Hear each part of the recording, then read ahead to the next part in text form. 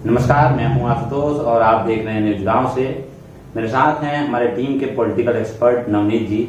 नवनीत जी से हम लोग चर्चा करेंगे बिहार के चुनाव पे। बिहार विधानसभा का चुनाव की तैयारी में सभी पार्टियां जुटी हैं और काफी जोर शोर से इस चुनाव पे तैयारी कर रही है पार्टियां। नवनीत जी, क्या लगता है इस बार कौन सी? सबसे पहले तो न्यूज गांव की टीम को बहुत बहुत शुक्रिया कि वो लगातार चुनाव के ऊपर आम जनमानस के भावनाओं को जानने के लिए, उनके विचारों को जानने के लिए, पार्टियों के जो काम है धरातल पे उस पे लगातार काम कर रही है और इनकी पहुंच इतनी दूर तक हो गई कि एक छोटे से अदने से व्यक्ति को एक विधानसभा से खोज कर निकाल लिया वहां की चर्चा करने के लिए। इसके लिए बहुत बहुत शुक्रिया आशुतोष जी, आपको, आपकी पूरी टीम। नवनीत जी, मास्क हटा लेंगे तो हम लोग इंट्रोडक्शन अच्छे से कर सकते हैं। हम लोग वैसे तो स्टूडियो में बैठे हैं तो कोई दिक्कत नहीं है। तो बिहार विधानसभा के चुनाव की भी बातें मास्क, सोशल डिस्टेंसिंग और पूरे विश्व में चल रहे कोरोना महामारी से ही हम लोग शुरुआत करें और हम भी चाहते हैं वहीं से शुरुआत करने की, क्योंकि 3-4 महीने पहले तक जो माहौल था वो भयावह था, डरावना था और तकरीबन सभी पार्टियां इस पक्ष में थी कि चुनाव ना हो, चुनाव को टाला जाए, राष्ट्रपति शासन लगाया जाए या किसी प्रकार से कोई ऐसा कदम ना उठाया जाए जिससे लोगों की जान पे संकट आ जाए। लेकिन आज के परिप्रेक्ष्य में जब से चुनावों की घोषणा हुई है, बहुत दुखित बात यह है कि किसी भी पार्टी इस बात पे संजीदा नहीं दिख रही है, इसका नाम भी नहीं ले रही है, इसके चर्चे भी नहीं हो रहे हैं। हम लोग जब आज के समय में कहीं पर बाहर जाते हैं, किसी दुकान तक में जाते हैं तो वहां पर पोस्टर चिपका हुआ है कि मास्क के बिना यहाँ प्रवेश नहीं कर सकते, अनुमति नहीं है, सैनिटाइजर लगाना जरूरी है। टीवी में प्रचार दिए जा रहे हैं, भारत सरकार, राज्य सरकार अपने हिसाब से पोस्टर के माध्यम से, टीवी के माध्यम से, अखबार के माध्यम से इसको लगातार प्रचार कर रही है कि मास्क का प्रयोग करें, हाथ साबुन से धोते रहें और 2 गज की दूरी बहुत है जरूरी। लेकिन कहीं भी चुनाव में इसका प्रभाव और इसके ऊपर चिंता किसी भी पार्टी नेता द्वारा नहीं दिख रही है।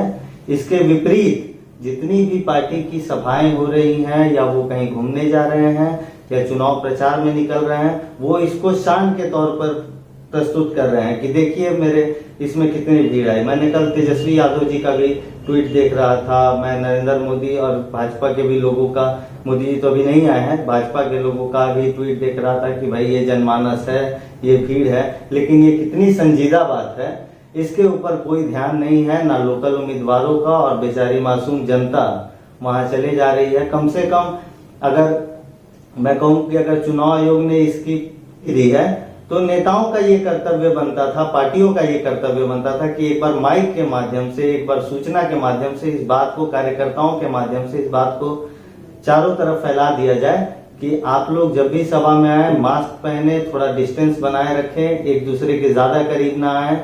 जो लोग डिजिटल माध्यम से जुड़ सकते हैं वो डिजिटल माध्यम से जुड़े, लेकिन कुछ नहीं। और जनता की बात छोड़िए, उनके मंच पे सोशल डिस्टेंसिंग और मास्क का कोई प्रभाव, कोई प्रकोप नहीं दिख रहा है, वो इस पे कोई काम नहीं कर रहे हैं। तो मतलब ये बहुत दुखद है कि सबसे पहले इसके ऊपर कोई चिंता नहीं। अब मेरी चिंता ये है कि ये बिहार चुनाव के बाद बिहार के आंकड़े कहाँ जाएंगे, ये बिहार कोरोना के मामला में कहाँ जाएगा। और ये इतनी गंभीर बीमारी है, पूरा विश्व इससे जूझा, दुनिया में पहला बार ऐसा कुछ हुआ है, किसी बीमारी के चलते विश्व के बाजार, विश्व की सारी चीजें बंद हो गई, लेकिन इस पर कोई चर्चा नहीं। और इसके आंकड़े जो आने वाले हैं ये मेरे लिए बहुत ही चिंता का विषय है, बहुत सोचने की बात है। और मुझे लगता है कि अगर विश्व में जब कोई लोग अगर इसको देखते होंगे तो ये बहुत उन लोगों के लिए भी दुखद और हास्यास्पद होगा कि कैसे इतने बड़े लोकतंत्र में, इतने बड़ी जनमानस के बीच में इस छोटी सी चीज का ख्याल नहीं रखा गया। कहीं ना कहीं नवनीत जी की जो चिंता है वो जायज है और मैं अपनी टीम की तरफ से अपील करूंगा, खासकर जो जनता रैली में भाग ले रही है, बड़े नेताओं के रैली में आप जा रहे हैं जरूर, लेकिन आपकी ये समझदारी बनती है कि आप अपने आप को कैसे सेफ रखें और रैली में आप जाइए, बाकायदा आप इलेक्शन में वोटिंग कीजिए, लेकिन अपने आप को सुरक्षित रखते हुए। बिहार में कोरोना के मामले लगातार बढ़ते जा रहे हैं और सरकार उस हिसाब से गंभीर नहीं दिख रही जिस हिसाब से दिखना चाहिए। खैर आगे चलते हैं हम लोग, क्योंकि पॉलिटिकल चर्चा है, हम लोग कोशिश करेंगे कि जो अपनी चर्चा है वो राजनीतिक मुद्दों पे ही रखें। तो नवनीत जी, आप ये बताइए कि इस बार के जो चुनाव में क्या लगता है कि नीतीश कुमार 15 साल से सरकार में हैं, उस बीच में वो आरजेडी के साथ भी सरकार में रहे हैं, और अभी का जो मुकाबला है उनका वो डायरेक्टली आरजेडी वर्सेस कांग्रेस का है। बड़े पैमाने पे अगर इसको देखें तो जिस प्रकार से 2-3 महीने पहले जब प्रवासी मजदूर सब जगह से चल कर आ रहे थे तो रोजगार की और गरीबी की बहुत ज्यादा चर्चा थी सभी पार्टियों की तरफ से, सभी नेताओं की तरफ से।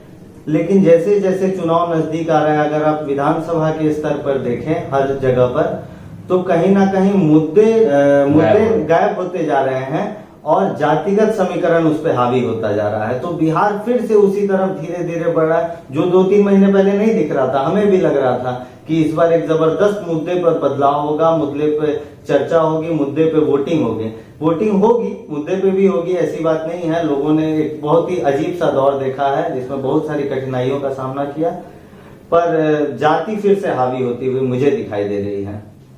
तो कहीं ना कहीं इस बार का चुनाव जो है वो एक मतलब पार्टी के गठबंधन के दृष्टिकोण से देखा जाए तो 3 गठबंधन बन चुके हैं बिहार के चुनाव में, और अलग से पुष्पम प्रिया चौधरी भी आजमा रही हैं इस चुनाव में अपना हाथ। क्या लगता है कि पुष्पम प्रिया चौधरी को लोग सपोर्ट करेंगे, क्योंकि डेवलपमेंट की बात करती हैं और बिहार बदलने की बात करती हैं?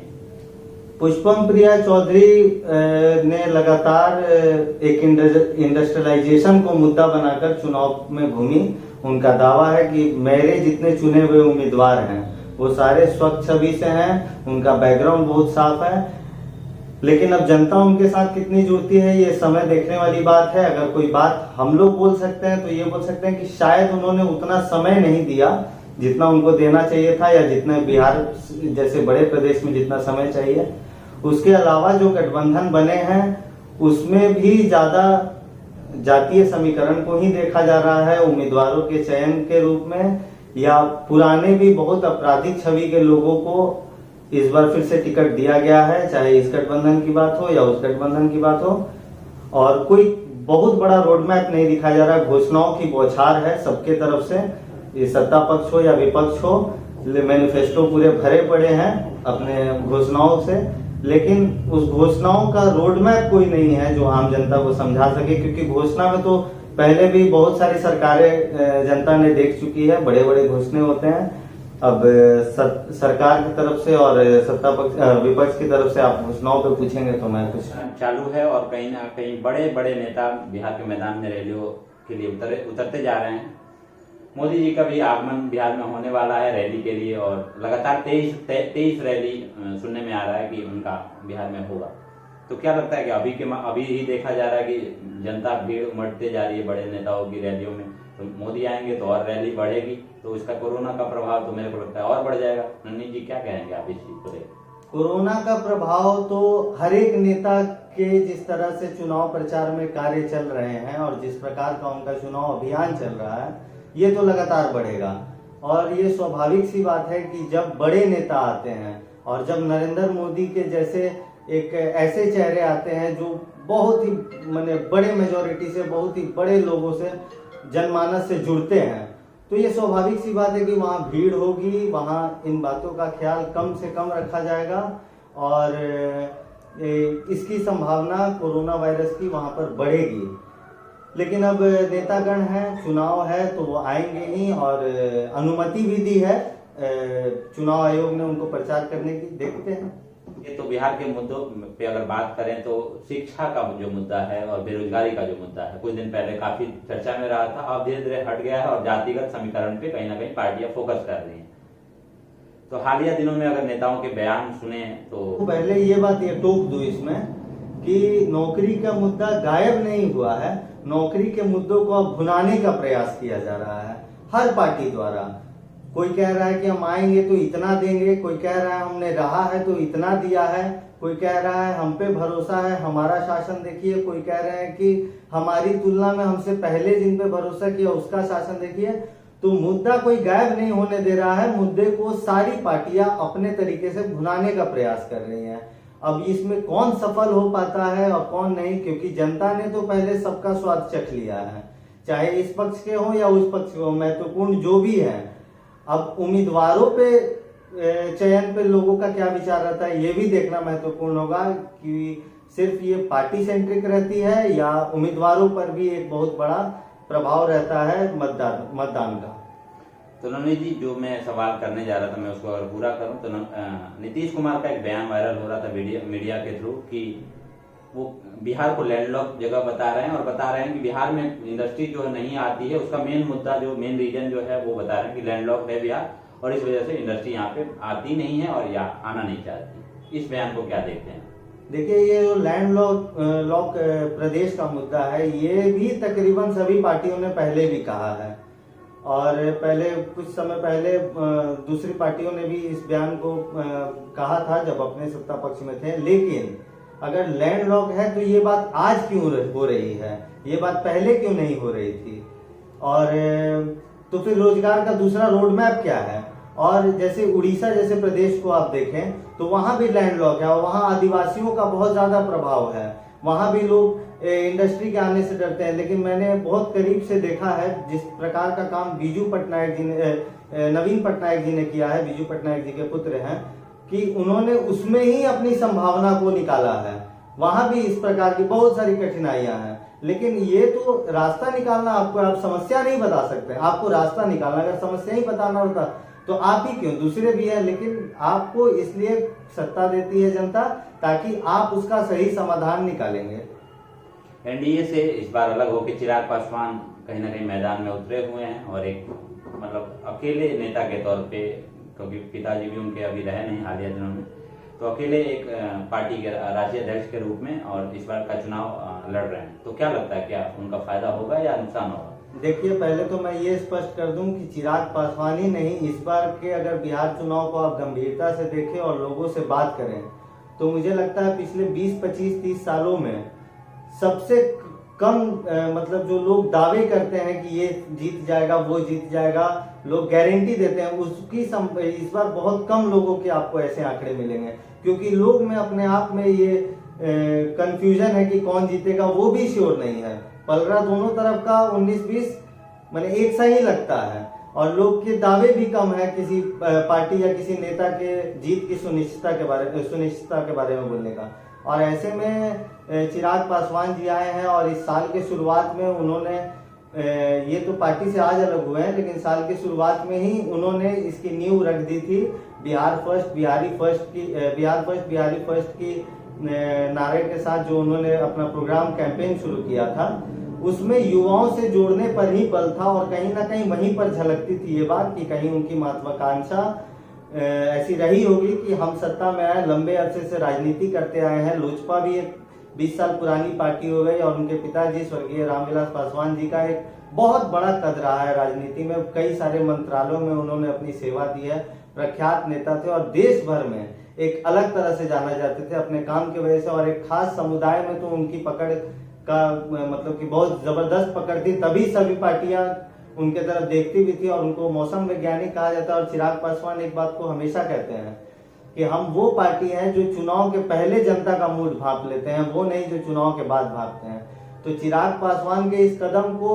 आप उनके इतिहास से अगर जोड़े तो कहीं ना कहीं शायद उन्होंने ये भांप लिया है कि नीतीश कुमार रिपीट नहीं कर सकते हैं, सत्ता में नहीं आ सकते हैं और वर्तमान सरकार का पतन होगा, इसलिए शायद उन्होंने अपने रास्ते अलग किए। अब पहली बार लड़े हैं, रोजगार के ऊपर उनका भी बहुत बड़ा चोट है और नीतीश कुमार के ऊपर डायरेक्ट अटैक कर रहे हैं। अब ये पहली बार है जो पिछले कुछ दिनों में हमने देखा है कि उन्होंने चुनाव लड़ा। इसके परिणाम ही बताएंगे कि उनके पक्ष में रहते हैं या क्या। तो कहीं ना कहीं आप इशारा कर रहे हैं कि नीतीश की सरकार जाने वाली है। नहीं, ये चुनावी स्ट्रेटेजी है। नहीं, ये मैं नहीं कर रहा हूँ। ये तमाम विपक्षी दल, आपने पुष्पम प्रिया जी का नाम रखा, वो भी इस चुनाव में उन्हीं के, और जो सरकार में रहता है ये मतलब वाजिब सी सवाल है, आप किसी पार्टी के हो या नहीं हो या कोई भी हो, सरकार सवाल तो सरकार से ही पूछा जाएगा। सरकार विपक्ष से या पुरानी सरकार, विपक्ष से एक सवाल पूछा जा सकता है कि उन्होंने जनता के मुद्दे को कितनी गंभीरता से लिया, उठाया और उसके ऊपर अपना प्रदर्शन किया या जो भी उसके ऊपर अपनी कार्रवाई की। लेकिन प्रश्न जब जनता की सेवा की होगी तो वो तो सवाल सरकार से ही होगा। तो हमारे जो व्यूअर हैं अगर आपसे जानना चाहें कि कौन सरकार बना सकता है तो क्या बताएंगे आप? नहीं, मैंने पहले ही बता दिया कि इस बार बहुत कम लोग ही ये बात का दावा कर सकते हैं और कर भी रहे हैं और उन्हीं में से मैं भी एक आम आदमी हूँ जिसको नहीं उतनी जानकारी है। एक गुस्सा है लोगों के बीच में, मुद्दों को लेकर गुस्सा है, रोजगार को लेकर और तमाम सवालों को लेकर, और वो हमेशा होती भी है, ये भी कोई नायाब चीज नहीं है। वो तो जब मौका आएगा तो आज अगर वो चल रहा है तो हमें लगेगा कि आज ज्यादा है, लेकिन पिछले चुनाव में भी था। वो हमेशा रहता है, गुस्सा दिख रहा है, लेकिन अब इसका परिणाम के बारे में मैं नहीं बता सकता। आप लोगों से विदा चाहेंगे। नमस्कार, मैं आशुतोष हूँ और मेरे साथ नवनीत जी। बहुत बहुत शुक्रिया आशुतोष जी।